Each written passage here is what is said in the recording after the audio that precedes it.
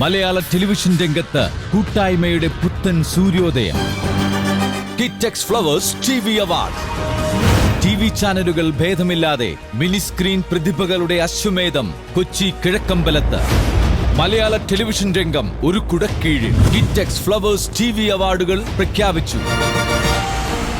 മികച്ച നടൻ കിഷോർ സത്യ, മികച്ച നടി ശ്രീലയ, മികച്ച അവതാരകൻ രമേശ് പിഷാരടി, സ്വഭാവ നടൻ മേഘനാഥൻ, സ്വഭാവ നടി വിജയകുമാരി, മികച്ച ഹാസ്യതാരം സുരഭി ലക്ഷ്മി, പ്രത്യേക ജൂറി പുരസ്കാരം ബൈജു വി കെ, മികച്ച പരമ്പര ഈശ്വരൻ സാക്ഷിയായി, നിർമ്മാതാവ് ബി രാഗേഷ്, സംവിധായകൻ കെ കെ രാജീവ്, മികച്ച ജനപ്രിയ പരമ്പര മഴവിൽ മനോരമയിലെ മഞ്ഞുരുകും കാലം, നിർമ്മാതാവ് ശ്രീ മൂവീസ് ഉണ്ണിത്താൻ, സംവിധായകൻ ബിനു വെള്ളത്തൂവൽ, പുതുമയാർന്ന ടെലിവിഷൻ പരിപാടി മാതൃഭൂമി ന്യൂസിന്റെ നല്ല വാർത്ത, മികച്ച വാർത്താവതരണം മനോരമ ന്യൂസിലെ ഷാനി പ്രഭാകർ, മികച്ച റിപ്പോർട്ടർ എസ് വിജയകുമാർ, മികച്ച ഡോക്യുമെന്ററി എന്റെ പുഴ.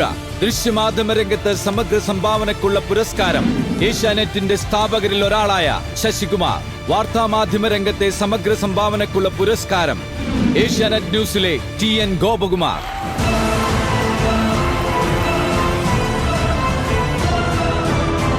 നാളെ വൈകുന്നേരം കൊച്ചി കിഴക്കമ്പലം ഗ്രാമത്തെ ടെലിവിഷൻ പ്രതിഭകൾ ഇളക്കി മറിക്കും.